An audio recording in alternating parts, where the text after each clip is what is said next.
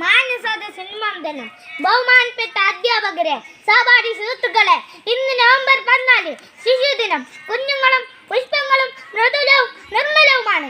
അവയെ മൃദുവായി വേണം കൈകാര്യം ചെയ്യാൻ. വസ്ത്രത്തിൽ റോസാപ്പൂവും തലയിൽ വെള്ളത്തൊപ്പിയും ധരിച്ചിരുന്ന കുട്ടികളുടെ പ്രിയങ്കരനായ ചാച്ചാജിയുടെ വാക്കുകളാണിവ.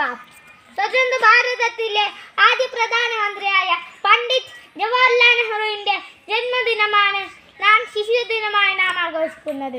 നിങ്ങളൊരു വർഷത്തെയാണ് മുമ്പിൽ കാണുന്നതെങ്കിൽ കൃഷി ചെയ്യുക, അതല്ല 10 വർഷത്തെയാണ് മുമ്പിൽ കാണുന്നതെങ്കിൽ ഒരു വൃക്ഷം നടുക, അതല്ല ഒരു നൂറ്റാണ്ടിനെയാണ് മുമ്പിൽ കാണുന്നതെങ്കിൽ കുട്ടികളെ നന്നായി വളർത്തുക എന്ന മഹത്തായ സന്ദേശം ലോകത്തിൽ പകർന്നു നൽകിയ വിശ്വബോധം.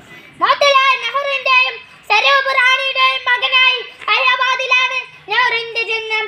മികച്ച വാഗ്മിയും എഴുത്തുകാരനുമായ ഇന്ത്യയുടെ ആത്മാവ് കണ്ടെത്തിയ നേതാവ് കൂടെയായിരുന്നു അദ്ദേഹം. ആധുനിക ഇന്ത്യയുടെ ശില്പി എന്നറിയപ്പെടുന്നു. കുരുന്നുകളോടുള്ള സ്നേഹവും അവരുടെ ക്ഷേമത്തിനും വിദ്യാഭ്യാസത്തിനുമായി ചെയ്ത സംഭാവനകൾ കണക്കിലെടുത്താണ് അദ്ദേഹത്തിന്റെ ജന്മദിനം ശിശുദിനമായി നാം ആഘോഷിക്കുന്നത്.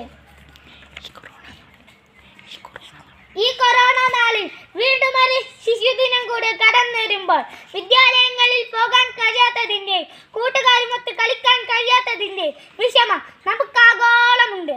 എന്നാൽ ഇതൊന്നുമല്ലാതെ പട്ടിണി കിടക്കുന്ന, യുദ്ധങ്ങളും ആക്രമണങ്ങളും അനാഥരാക്കിയ, തെരുവിലേക്ക് വലിച്ചെറിയപ്പെട്ട, തെരുവിൽ തൊഴിലെടുക്കുന്ന കുട്ടികളുമുണ്ട്. കളിച്ചും ഉല്ലസിച്ചും പഠിച്ചും ആസ്വദിക്കേണ്ട ഭാരം നിഷേധിക്കപ്പെട്ടവർ. എന്നാൽ എല്ലാ കുട്ടികൾക്കും ചിരിക്കാനാകുന്ന ഒരു നല്ല കാലം നാളേക്കായി നമുക്ക് പരിശ്രമിക്കാം. എല്ലാവർക്കും എന്റെ ശിശുദിന ആശംസകൾ നേരുന്നു. നന്ദി, നമസ്കാരം. ജയ് ഹിന്ദ്.